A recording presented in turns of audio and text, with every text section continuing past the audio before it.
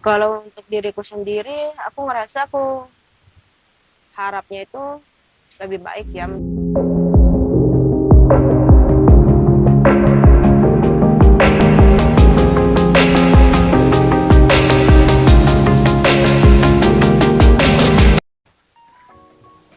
Oke Kak, selamat pagi semuanya. Selamat pagi Kak. Ya, Sebelumnya makasih ya ya Kak udah pagi. ngeluangin sebelumnya makasih ya Kak udah ngeluangin waktunya untuk bisa kami wawancarai pada pagi hari ini. Perkenalkan, nama aku Oke, Kita. Lalu ada rekan-rekan saya, ada Zulaika Yogiana Sari, lalu ada Rizka Hirmawati. Kami perwakilan dari Prodi Farmasi di Universitas Tanjung Pura. Untuk memenuhi tugas akhir, kami mau mewawancarai Bapak terkait dengan topik gangguan kejiwaan ataupun mental health ya Kak. Nah, ya. wawancara ini nih mungkin akan berlangsung selama kurang lebih 30 sampai 60 menit ya Kak. Tergantung itu Oke, oke. isi wawancaranya ini akan mencakup pertanyaan mengenai kehidupan sehari-hari Kakak, pengalaman Kakak selama pengobatan, serta dukungan dan dirasakan dari keluarga atau lingkungan. Mungkin boleh deh itu di-share informasinya. Oke. Share saja.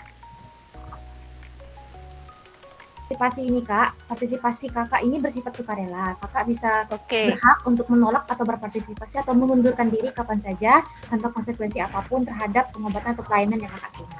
Oke, next untuk kerahasiaannya ini oke. kami akan jaga kerahasiaannya. Nama identitas mungkin Kakak tidak akan kami cantumkan dalam laporan atau publikasi hasil wawancara ini. Boleh mungkin kami bakal catat pakai inisial pun tidak apa-apa Kak.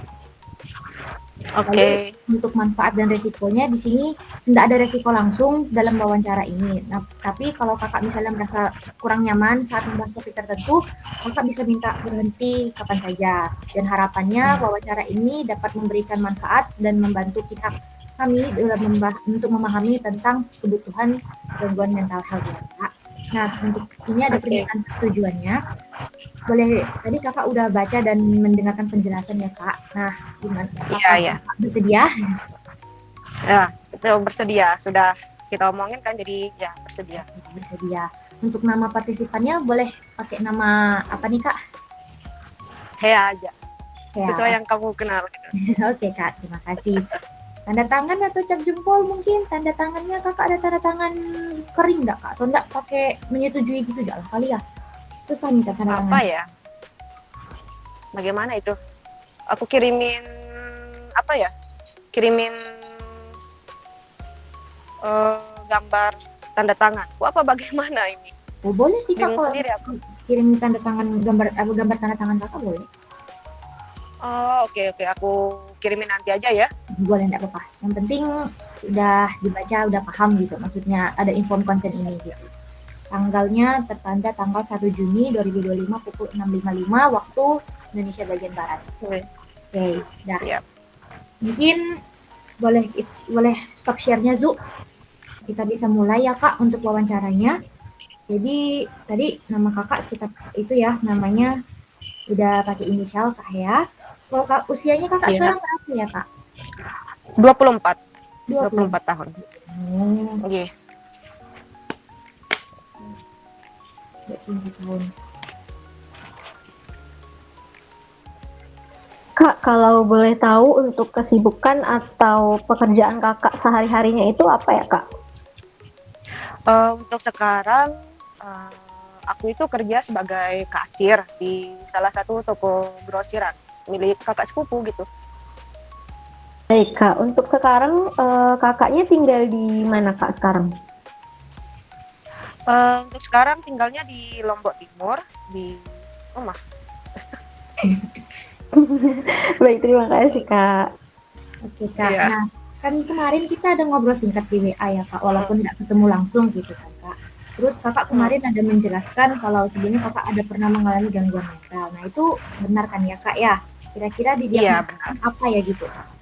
Kalau boleh tahu. Uh, mulai dari konsultasi online sampai konsultasi offline tatap muka itu semuanya sama, stres dan depresi berat dengan gejala psikosis. Psikosis. Iya, hampir katanya sih kalau gejala psikosisnya masih berlanjut, kata anunya mungkin mau digolongkan ke skizo.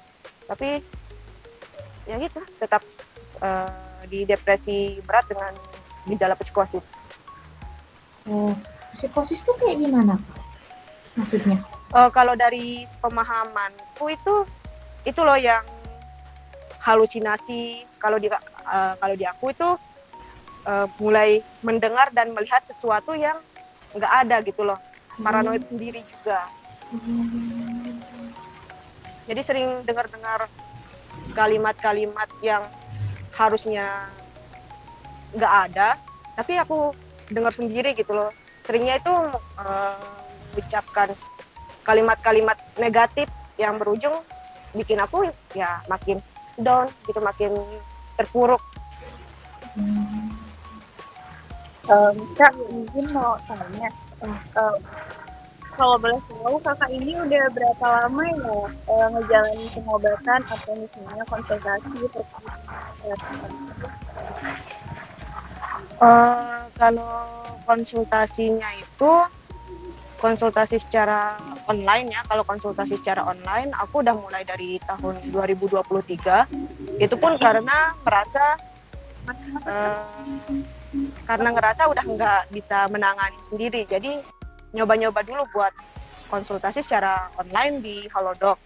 Nah, untuk konsultasi offline-nya itu aku mulainya tahun 2024 kemarin. Akhir 2023 lanjut ke 2024. Itu pun disarankan oleh temanku.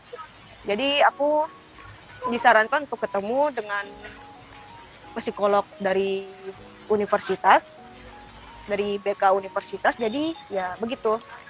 Dari psikolog universitas disarankan untuk lanjut ke psikiater di rumah sakit universitas juga.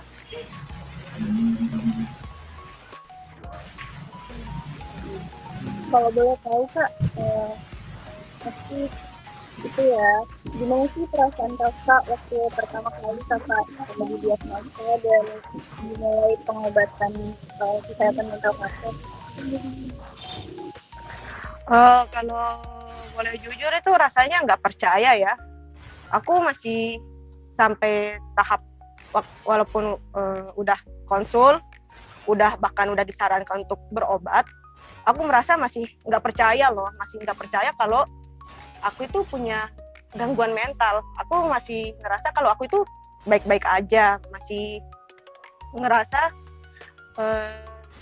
diriku itu kayak orang biasa aja, nggak ada perubahan apapun. Tapi kalau dari sudut pandang orang lain, tentunya aku itu lagi sakit gitu kan, lagi bermasalah. Jadi ya gitu, jadi butuh waktu untuk aku memproses kalau aku itu beneran punya penyakit mental gitu. Mau tanya juga Kak, mungkin menurut Kakak akhir-akhir ini apa sih Kak yang paling sering terlintas di pikiran atau perasaan Kakak yang kadang bikin nggak merasa nyaman gitu Kak? Mau mati. maaf. Maksudku itu ya apa ya, seperti yang aku bilang tadi tuh, akhir-akhir ini kepikiran apa ya, simpelnya tuh pengen mati gitu. Tapi kalau dijabarkan sebenarnya lebih ke pengen apa ya, tidur panjang tapi nggak bangun-bangun gitu loh. Cuma pengen tidur, cuma pengen lepas dari pikiran-pikiran tentang kehidupan, tentang apa yang sering ditanyain sama orang gitu. Jadi gitu dah.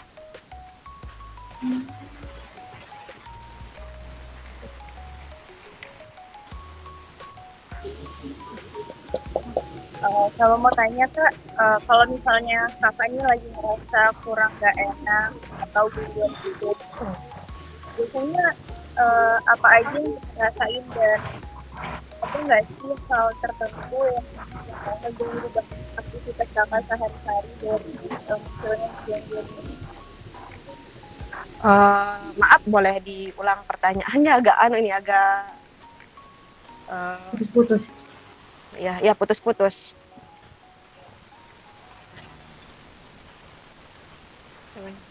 Kamu nanya ini, kan misalnya Ah, kalau kakak nih lagi ngerasa nggak enak atau gangguannya itu tuh hmm. muncul, biasanya tuh kakak ngerasain apa sih dan ada nggak sih hal tertentu yang kayak mengganggu banget aktivitas kakak sehari-hari?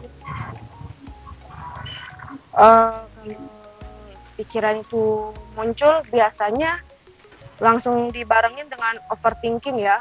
Overthinking yang semula dari pertanyaan sederhana malah bercabang kemana-mana, dan itu jujur bikin kurang fokus.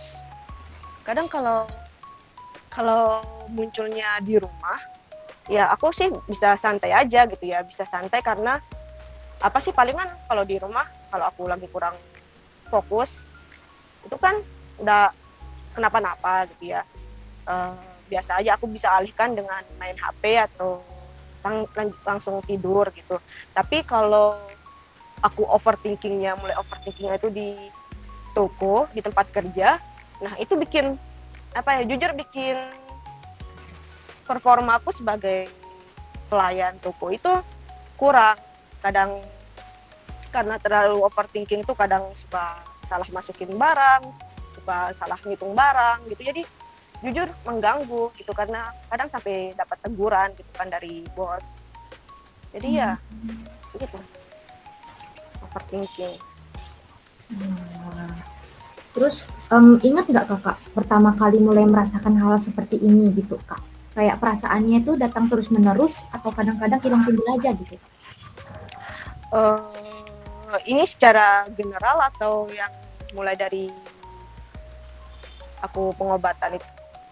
Secara general aja kak. Kalau kalau apa ya, kalau perasaan ini secara umum, aku dari jujur aku udah ngerasa dari SMA ya, udah ngerasa mulai overthinking, udah mulai ngerasa halusinasi itu dari SMA. Tapi mungkin karena aku waktu itu ngerasa baik-baik aja, merasa nggak jadi ya udah nggak terlalu dipikirkan gitu kan. Nah, mulai jadi dari tamat SMA sampai awal-awal kuliah itu masih bisa dibilang terkendali gitu kan ya. Nah, tapi menjelang akhir semester, akhir perkuliahan itu dari 2022 itu udah mulai apa ya, semakin konstan gitu. Konstan sampai akhirnya 2023, 2024 itu aku bisa katakan kalau tiap hari itu beneran kepikiran gitu, kepikiran tentang masa depan, kepikiran tentang kematian. Jadinya benar-benar ini pikiranku itu benar-benar terganggu gitu ya, terganggu sampai ke aktivitas fisik gitu. Itu kak, kenapa kak? Apa penyebabnya gitu kak? Kayak kakak sampai bisa terdiagnosa begini gitu kak? Apakah pernah kakak ada kehilangan atau apa gitu kak? Kalau untuk dari masalah kehilangan, aku ada kebetulan tahun 2019 itu awal perkuliahan ya. Nah itu adik bungsu aku yang cowok itu kebetulan meninggal dunia. Jadi dan aku di posisinya itu masih di kos, lagi persiapan buat pulang karena udah selesai UAS kan. Tiba-tiba dapat kabar kalau adikku itu meninggal karena tenggelam gitu kan. Jadi semua kaget, aku di kos juga ngerasa kaget. Jadi mungkin bisa dibilang ya dari situ aku udah mulai ngerasa benar-benar apa ya, sempat down kan gitu, sempat down selama sekian bulan karena aku dan adik bungsuku itu terbilang cukup dekat, mungkin malah paling dekat dibandingkan dengan saudara-saudara yang lain gitu kan. Tapi setelah itu ya balik ke semula gitu kan, balik ke aktivitas sehari-hari. Tapi untuk menjelang menjelang akhir perkuliahan ya biasa, karena skripsi, karena tuntutan setelah kuliah itu apa gitu kan. Kebetulan untuk skripsi ini aku telat dibandingkan teman-teman seangkatan. Di saat teman-teman yang lain sudah dapat ide, udah dapat topik untuk proposal, udah dapat dosen pembimbing. Aku masih nggak tahu mau ngapain. Untuk topik aja aku beneran nggak bisa mikir gitu. Jadi itu yang bikin aku selama 1 tahun, beneran 1 tahun 2023 tepatnya itu beneran nggak ngapa-ngapain. Teman-temanku pada ke kampus buat perkuliahan, buat konsul segala macam, aku malah diem di kos gitu kan. Tapi di satu sisi aku tetap sampaikan ke orang tua di rumah kalau kuliahku itu lancar-lancar aja gitu. Aku masih dalam proses dengan dosen gitu. Padahal kan aslinya enggak sama sekali gitu. Cukup Kakak.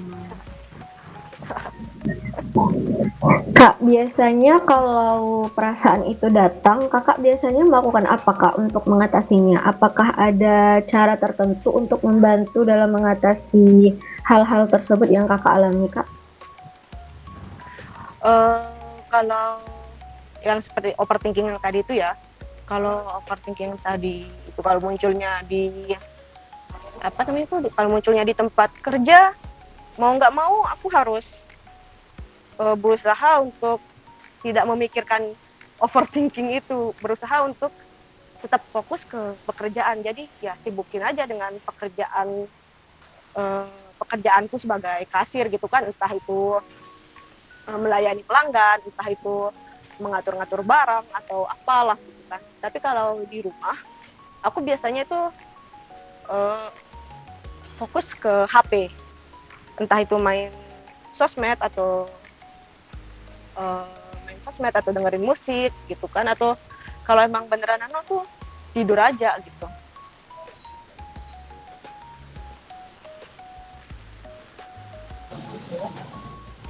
Mau tanya Kak, sekarang ini Ya. Kakak masih konsumsi obat dari dokter atau tidak? Atau mungkin dulu pernah dan sekarang sudah tidak gitu? Sekarang udah enggak. Aku berhenti untuk minum obat itu kalau seingatku antara Oktober atau September tahun kemarin ya, waktu menjelang akhir skripsi itu aku memutuskan untuk berhenti minum obat tanpa konsul ke dokterku gitu kan, tanpa konsul ke psikiater maupun ke psikolog. Aku mutusin buat berhenti minum obat secara total karena ngerasa aku tuh akhirnya sudah baik, tanda kutip sudah baik-baik saja gitu, karena melihat progresku selama skripsi udah mulai berjalan. Jadi aku pikir aku udah baik, jadi aku nggak perlu minum obat lagi gitu, dan itu yang bikin aku akhirnya stop untuk minum obat gitu.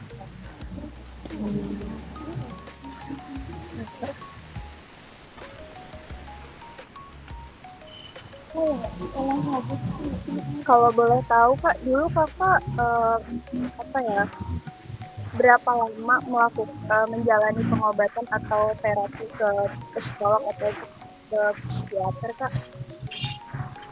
Kalau untuk psikolognya itu seperti yang aku ceritakan tadi, mulai dari akhir 2023 ya, itu untuk psikolog yang offline, yang tatap muka gitu kan. Jadi hampir setiap minggu aku ketemu dengan psikolognya itu 1 minggu sekali gitu kan, sampai disarankan untuk berobat ke psikiater. Nah, untuk ke psikiaternya sendiri dimulai dari Maret 2024 sampai tadi Oktober atau September 2024 juga gitu akhirnya. Lalu Kakak kalau selama menjalani pengobatan atau terapi itu ada mengalami perubahan yang positif nggak, baik di pikiran maupun perasaan selama minum obat ya Kak?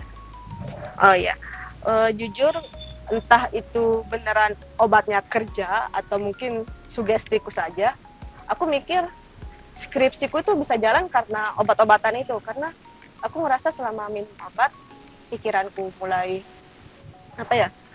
pikiranku yang tanda kutip kusut itu, yang berantakan itu mulai sedikit tuh merasa mulai tertata ya, mulai rapi gitu kan. Jadi akhirnya aku bisa mulai mikir lebih jernih dibandingkan dengan pemikiranku sebelum berobat itu. Jadi mulai udah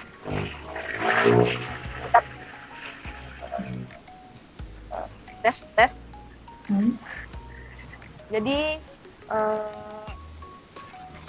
selama berobat tuh aku udah mulai bisa konsul, udah mulai bisa ngambil data. Pokoknya skripsiku jalan gitu. Jadi ya positifnya itu. Aku ngerasa aku bisa bikin skripsi karena obat-obatan itu. Nah, lalu pernah nggak selama minum obat kakak ngerasain efek samping dari obat yang kakak minum gitu? Misalnya mungkin kayak kalau iya efeknya apa gitu. Terus kepo sih obatnya apa-apa aja ya kak gitu. Kalian apa mas? Kalau untuk efek sampingnya itu aku jadi lebih ngantuk ya. Soalnya selama di kos aku terbilang terus begadang, entah itu begadang karena kebiasaan atau pengaruh dari mentalku gitu. Jadi dikasih obat sama dokternya itu yang bikin cepat ngantuk. Jadi karena pengaruh obat-obatan ini juga itu yang bikin aku mau nggak mau harus mengatur ulang kegiatanku terutama di malam hari. Karena biasa kan sebelum berobat tuh kalau bikin tugas atau apa aku lanjut aja gitu kan begadang. Tapi selama berobat karena beneran bikin ngantuk, jadi mau nggak mau aku harus atur ulang jadwalku untuk buka laptop, buka buku gitu kan, biar dapat gitu loh, biar dapat ngerjainnya walau aku nggak begadang gitu. Terus untuk obatnya itu sebentar, aku mau cek chat terakhirku dengan dokter. Kalau untuk obat, aku itu pakai fluoxetine, alprazolam, dan risperidon. Oh, obat-obatnya obat menenangkan itu kak memang. Ya, Kakak cepet ngantuk. benar. Terus pernah nggak kak sampai selama ini sampai harus dirawat ke rumah sakit karena gangguan yang dirasain? Alhamdulillah sih kalau untuk sampai dirawat ke rumah sakit itu enggak ya. Tapi kalaupun harus dirawat, kayaknya aku nggak mau ya. Lebih ke nggak mau ditahu oleh orang rumah gitu, nggak mau ditahu oleh orang-orang selain aku dan beberapa temanku yang tahu kalau aku itu punya mental illness. Oh, berarti selama ini kakak udah nyembunyiin dari keluarga juga ya kak? Kakak keep sendiri? Iya, sampai sekarang ini masih nggak ada yang tahu untuk orang rumah, keluarga, ataupun mungkin dosen-dosen itu juga nggak ada yang tahu kok. Yang tahu itu cuma aku, teman online gitu kan, kalian, juga beberapa teman di kos gitu yang tahu kan. Jadi begitu.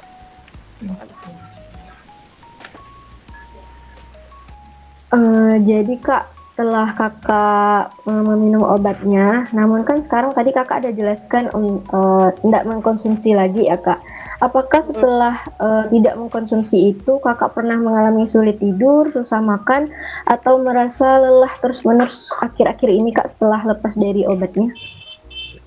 Iya, jujur kalau mungkin di awal-awal di awal-awal lepas obat itu aku ngerasa kalau aku itu biasa aja gitu kan, biasa aja tanpa obat gitu. Mungkin pengaruh efek obatnya masih gitu, tapi mulai kesini aku ngerasa kalau aku perlahan balik ke masa sebelum aku berobat gitu loh. Jadi mulai kembali lagi pikirannya itu kusut, mulai berantakan, sama pengaruh ke fisik tadi seperti susah tidur, terus merasa lelah terus menerus, itu mulai terasa lagi gitu. Berarti Kak terkadang juga berarti ada perasaan seperti merasa jadi beban, putus asa, atau sering menyalahkan diri sendiri, itu terkadang ada nggak Kak yang timbul gitu?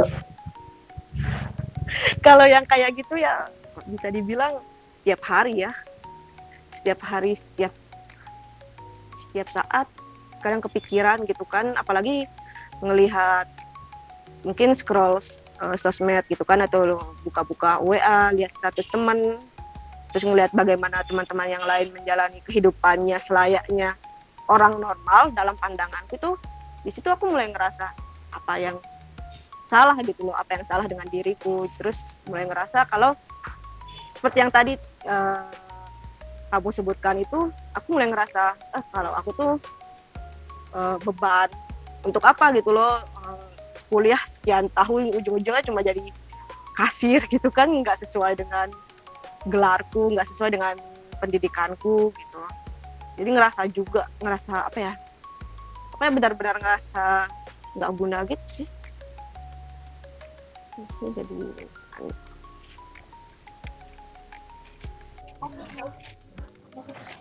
Nah, tadi kan kakak bilang katanya sehari-hari kakak ini sekarang kerja sebagai kasir.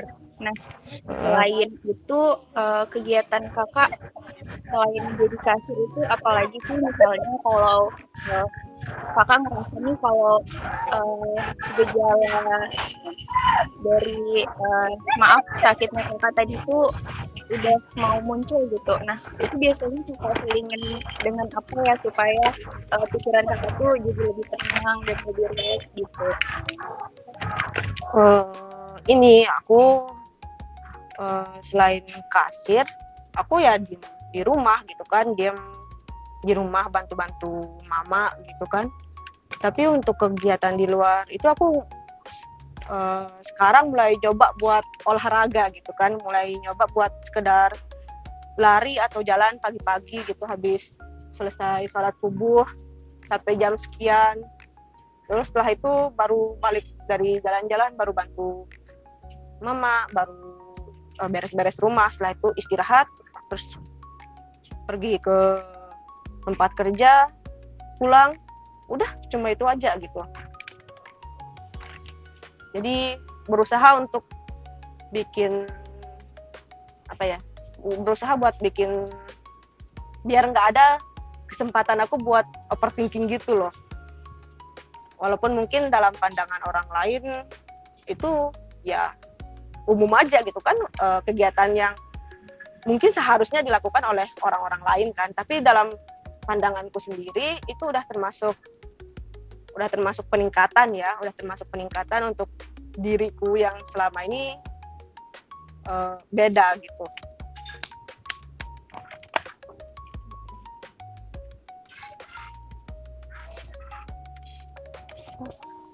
Oke, sebelumnya ya buat kakak, jangan nangis ya kak.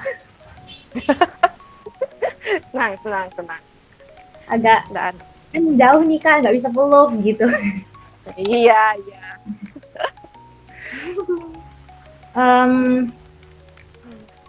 Mungkin apakah kakak pernah ya terpikir gitu atau sampai melakukan sesuatu untuk menyakiti diri sendiri ya? Kalau nyaman mungkin boleh cerita, boleh juga berbagi lah pengalaman kakak. Kalau nggak nyaman nggak apa-apa, kita bisa skip pertanyaannya gitu. Kalau untuk masalah menyakiti diri sendiri, sejujurnya aku udah mulai dari SMA ya, udah mulai dari kelas 3. Mungkin tekanan tekanan kelas 3 saat itu kan, tekanan untuk ujian akhir, SNPTN, SBMPTN, segala macam itu bikin aku lebih beneran ngedown ya waktu itu. Jadi aku ingat untuk SMA itu aku mulai menyakiti diri sendiri, tapi dengan menggunakan metode yang bisa dibilang nggak bikin ketahuan gitu. Nah jadi ceritanya tuh di keluarga aku itu kan suka pakai air hangat buat pengobatan gitu, entah gatal-gatal atau kaki kering gitu. Jadi mereka orang tua aku tuh suka menganjurkan untuk menggunakan air hangat kan. Nah, aku manfaatin celah itu loh. Jadi aku santai aja gitu, gunakan air hangat itu di pandangan mereka untuk ngerendam tangan aku. Padahal itu aslinya tuh air panas gitu kan. Air panas yang ya udah itu bikin tangan aku sampai jadi merah, sampai sakit gitu kan kalau dipegang. Nah, terus setelah itu habis kuliah aku mulai sadar gitu kan kalau aku itu ada kecenderungan untuk menyakiti diri. Jadi untuk mengatasi itu aku cukup pakai spidol ya. Aku pakai spidol buat coret-coret lengan gitu kan. Jadi aku pikir itu spidol merah kan ya. Jadi aku bikin sugesti kalau spidol merah itu sebagai darah gitu kan, darah dari lengan yang aku coret-coret itu. Terus tapi puncaknya itu waktu 2022, waktu semester akhir itu, karena stres karena tugas. Aku ingat tugas itu tugas proposal ya, mulai bikin proposal. Deadline udah dekat dan aku belum kepikiran apapun sama sekali. Sampai akhirnya kepikiran buat pakai gunting loh. Pakai gunting buat ngegores lengan aku. Sampai ya nggak sampai berdarah sih, tapi cukup sampai sampai ninggalin bekas yang kelihatan banget gitu. Nah, semenjak itu aku mulai sering pakai gunting untuk untuk menyakiti diri sendiri gitu. Nah, selain gunting, aku juga kadang pakai tali untuk ya buat cekik diri sendiri gitu kan. Pakai tali, terus bermacam-macam. Mulai dari coba pukul diri sendiri, mulai cakar diri sendiri. Itu aku sampai nyoba overdosis obat juga udah gitu. Terus itu kan selama kuliah, selama tinggal di kos, jadi aku lebih bebas untuk ngelakuin semua itu. Terus tapi karena sekarang aku udah mulai di rumah, mulai ngelakuin itu lagi, aku ngelakuinnya itu di tempat-tempat yang nggak terlihat gitu, nggak terlihat oleh orang tua gitu kan. Kalau waktu ngekos aku ngelakuinnya di pergelangan tangan, sekarang aku mainin guntingnya itu di bahu gitu kan. Jadi aku gores-gores bahu aku gitu kan, sampai meninggalin banyak bekas gitu kan. Atau mungkin pukul perut sama punggung gitu sampai lebam, sampai ada bekasnya juga gitu. Ya, gitu. Udah mulai kayak gitu lagi gitu, akhir-akhir ini.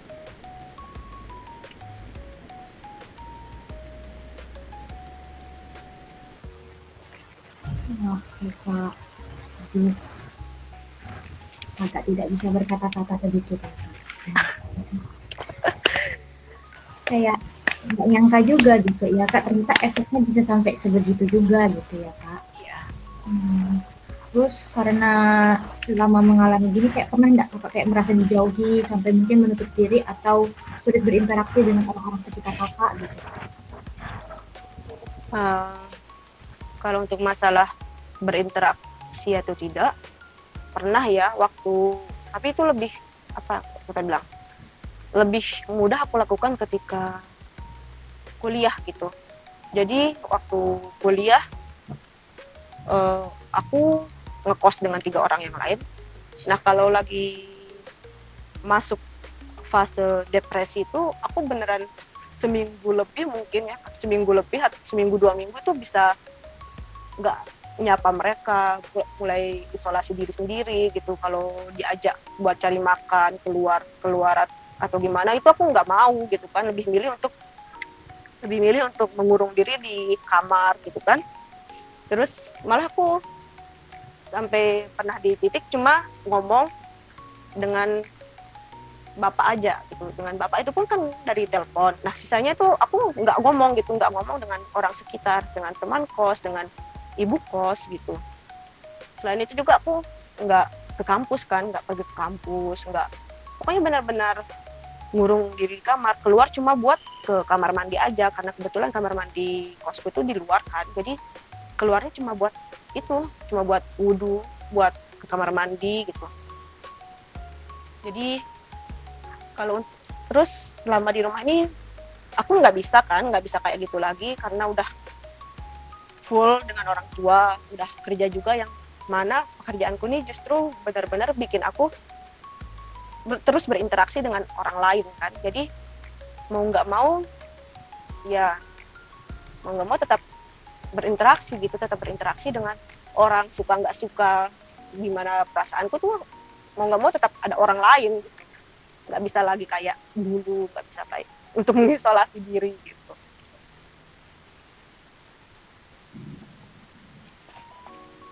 Baik Kak, berarti dari yang Kakak jelaskan tadi, kira-kira menurut Kakak siapa yang biasanya yang paling sering membantu atau mendampingi Kakak saat sedang merasa kurang baik? Misalnya apakah Kakak ada teman curhat atau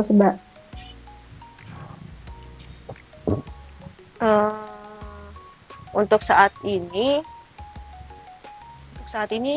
jujur cuma teman online aja ya, cuma beberapa teman online nih. Esther mungkin tahu, Kak Are gitu kan, Kak Are, Pak Haru gitu. Jujur aku curhatnya ke mereka terus gitu kan, teman online. Nah untuk orang RL, untuk apa, teman di real life, aku cuma bisa waktu kuliah aja, waktu masih ngekos, waktu masih satu daerah dengan mereka gitu kan.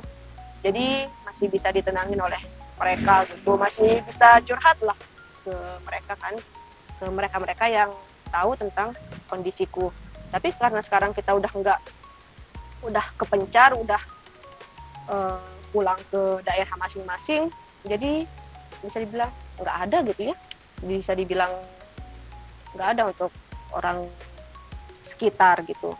Apalagi aku pribadi kan nggak ngasih tahu tentang masalahku ini ke orang rumah gitu, jadi nggak ada.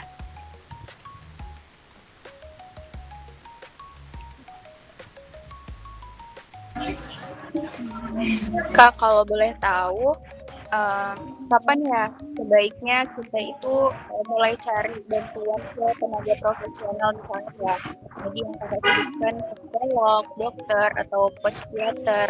Nah, dari pengalaman kakak sebelumnya, biasanya apa sih yang jadi tanda-tanda kalau kakak itu udah butuh bantuan mereka gitu? Kalau aku pribadi, kalau dari pandanganku pribadi ya, kalau aku udah ngerasa dorongan untuk menyakiti diri sendiri, nah itu tandanya aku seharusnya mulai mencari bantuan profesional gitu kan. Tapi mungkin untuk orang-orang yang tanda kutip normal gitu, mungkin kalau ngerasa udah mulai jenuh, udah mulai kehilangan minat dengan hal-hal yang disukai, mulai merasa sering overthinking, itu kayaknya lebih baik udah mulai cari bantuan profesional gitu kan, mulai cari teman atau orang yang sekiranya bisa membantu untuk menguraikan perasaan itu.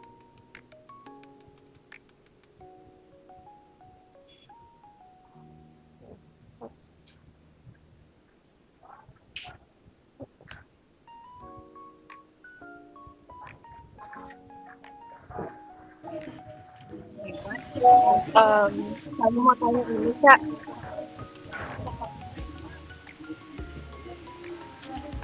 Dari pengalaman kakak ini, ada nggak sih harapan kakak untuk kedepannya, baik untuk kesehatan kakak sendiri ataupun untuk orang lain yang mungkin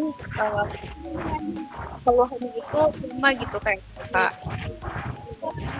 Eh, kalau untuk diriku sendiri, aku ngerasa aku harapnya itu lebih baik ya, menjadi lebih baik, lebih ke berharap semuanya menjadi lebih mudah gitu, lebih lebih mudah untuk tidur, lebih mudah untuk berpikir, lebih mudah untuk menjalani hari. Itu aku berharap kayak gitu ya. Nggak nggak langsung semuanya menjadi baik gitu, nggak langsung semuanya menjadi terselesaikan. Tapi aku ngarepnya tuh ya itu sedikit-sedikit aja gitu, sedikit-sedikit lebih baik, sedikit-sedikit aku lebih mulai bisa mengalihkan pikiranku gitu, lebih mulai bisa untuk mengurangi kegiatan negatif gitu kan yang aku lakukan untuk itu untuk menangani perasaan dan pikiran-pikiran negatif itu kan. Terus untuk orang lain, aku harapnya sih apa ya? Harapnya apapun yang mereka lakukan, terutama di sekitarku itu aku harap nggak sampai kayak aku loh, nggak sampai aku kan sampai udah di tahap udah kepikiran untuk bunuh diri gitu, untuk kepikiran malah udah sampai niat ngerencanain kan, sempat udah mau ngerencanain buat bunuh diri tapi nggak jadi. Nah itu aku harapnya orang-orang sekitarku, terutama sekitarku itu aku harapnya mereka nggak sampai kayak gitu loh, jangan sampai kayak aku, seberat apapun masalah mereka gitu kan, seberat apapun hari-hari mereka, aku harapnya tuh mereka nggak sampai kayak aku gitu loh, pokoknya jangan sampai kayak aku gitu.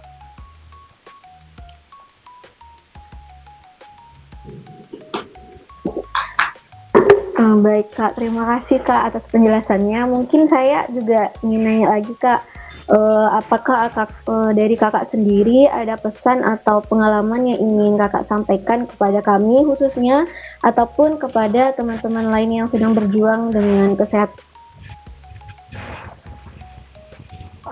Kalau dari aku buat kalian ya, terutama karena kalian udah semester akhir, itu intinya jangan mengurung diri, terutama kalau kalian lagi ngekos gitu kan, jangan sampai ngurung diri.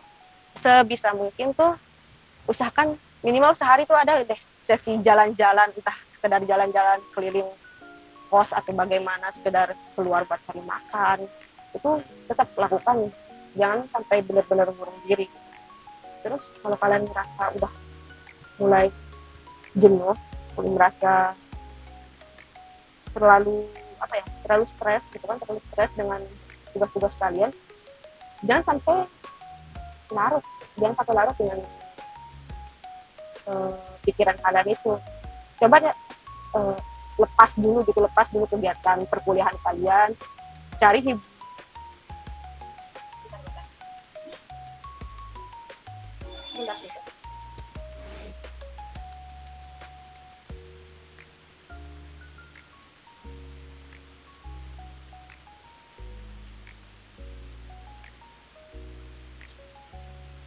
Halo?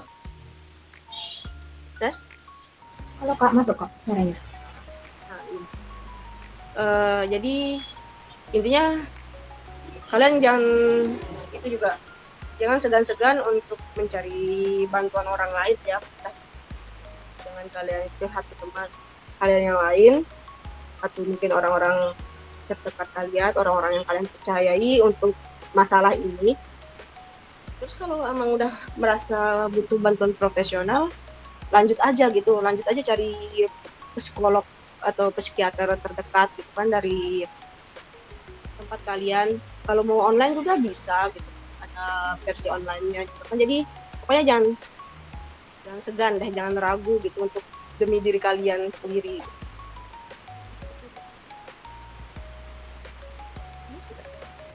Oke ya Kak, makasih banyak ya Kak. Ini wawancaranya ini udah selesai. Makasih banyak ya Kak udah mau meluangkan waktu dan berbagi mengenai cerita Kakak untuk hari ini. Mungkin semoga lah ya jawaban dan pengalaman yang Kakak jelaskan ke kami ini bisa sangat berarti dan bermanfaat juga bagi banyak orang ya. Semoga kakak juga selalu diberikan kesehatan, kekuatan, kebahagiaan, dan ke depannya ya kak. Mungkin kalau misalnya ada yang mau disampaikan, ditambahkan lagi, boleh ya kak? Gitu. Oke, dah kalau gitu mungkin dah cukup sampai sini aja ya. Udah nggak tahu lagi mau ngomong apa. Iya nggak apa-apa kak, berarti nggak ada lagi yang disampaikan ya. Oke, sekali lagi terima kasih banyak ya kak. Nah, ini sebelum kami mau akhiri sesi, mau dokumentasi dulu bisa nggak kak? Lope gitu kak.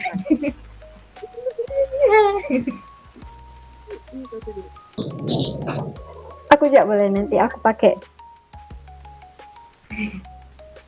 Hitung ya.